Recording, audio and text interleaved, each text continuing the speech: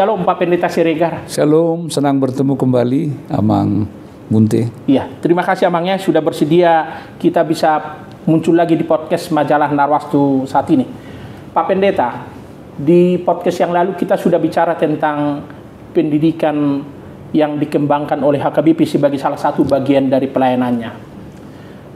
Ke depan, apa visi seorang Pak Pendeta Siregar dalam pengembangan pendidikan di HKBP? Karena HKBP ini kan dikenal sebuah gereja yang banyak anggota jemaatnya itu tokoh-tokoh penting di Republik ini, dari pengusaha, pejabat, advokat terkenal, politisi terkenal, wartawan hebat, profesional, bahkan diplomat, bahkan termasuk guru-guru besar di berbagai bidang. Silahkan Pak Pendeta Siregar. Ya, terima kasih untuk pertanyaan yang sangat aktual untuk dibahas pada kesempatan yang berbahagia ini. Kalau saya boleh memulai percakapan ini, saya akan mengutip bagaimana kehadiran seorang Ibu Depi Boru Simatupang, istri Bapak Luhut Binsar Panjaitan, di periode-periode lalu memang telah terlibat langsung dalam pengembangan pendidikan HKBP dalam satu badan yang disebut dengan Badan Penyelenggara Pendidikan HKBP. Banyak sekolah-sekolah yang diimprove perkembangan pengajaran termasuk juga fasilitas.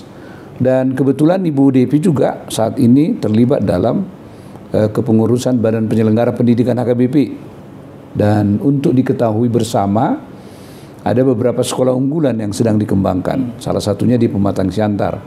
Dan beberapa program yang saat ini dipersiapkan ya, supaya HKBP setidaknya boleh mengimbangi kembali ya kejayaan pendidikan HKBP di masa lalu.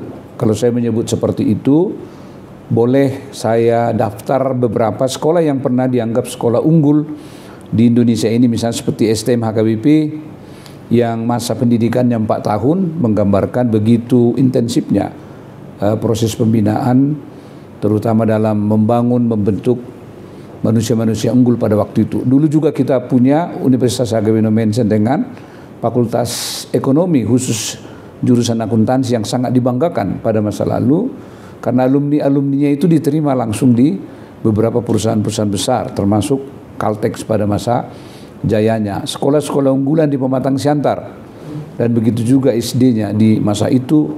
Kita sangat bangga sekolah-sekolah HKBP memiliki kualitas yang tidak kalah dengan pendidikan-pendidikan lainnya. Dan tentu ini sekali merupakan sebuah cita-cita kita bersama bagaimana mengangkat kembali pendidikan HKBP supaya boleh bermutu dan berkualitas seperti yang pernah dialami oleh HKBP di masa-masa yang lalu. Itu mungkin sebagai bagian pengantar untuk pendidikan HKBP.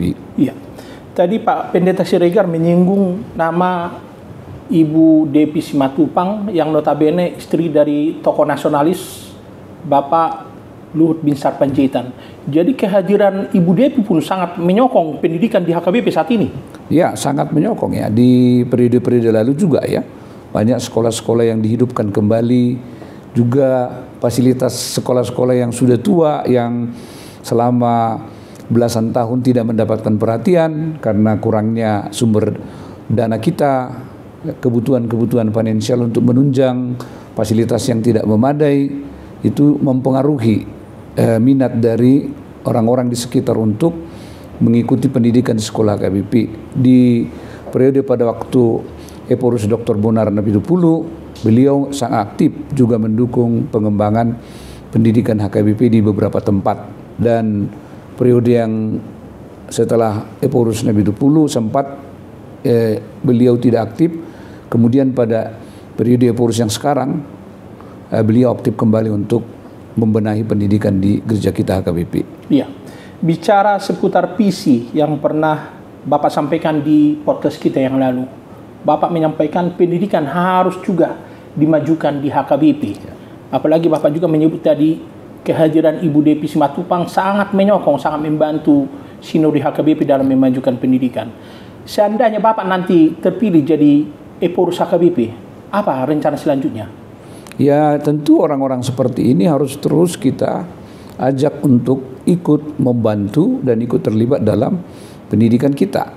Apalagi kalau kita misalnya melihat reputasi beliau misalnya dalam pengembangan pendidikan sekarang di Toba, khususnya misalnya Sandel yang mengembangkan pendidikan di tingkat sekolah SMP, SMA, terutama juga pengembangan pendidikan dalam level perguruan tinggi. Ini tentu merupakan sebuah modal besar. Kita boleh berkaca dari pengalaman mereka mengembangkan pendidikan di Bonapasogit, dan kalau kita boleh bersama-sama membaca data atau statistik perkembangan pendidikan DEL, ya termasuk 5 besar pendidikan di Indonesia. Kalau kita melihat alumni tamatan dari DEL, tentu kita boleh berbangga bahwa salah satu pendidikan yang dikembangkan di Bonapasogit, tapi memiliki reputasi yang tidak kalah dengan pendidikan di tempat lainnya. Jadi menurut saya memang ya mereka yang kita sebut jemaat yang baik seperti ini harus kita libatkan untuk pengembangan pendidikan kita ke masa depan. Iya.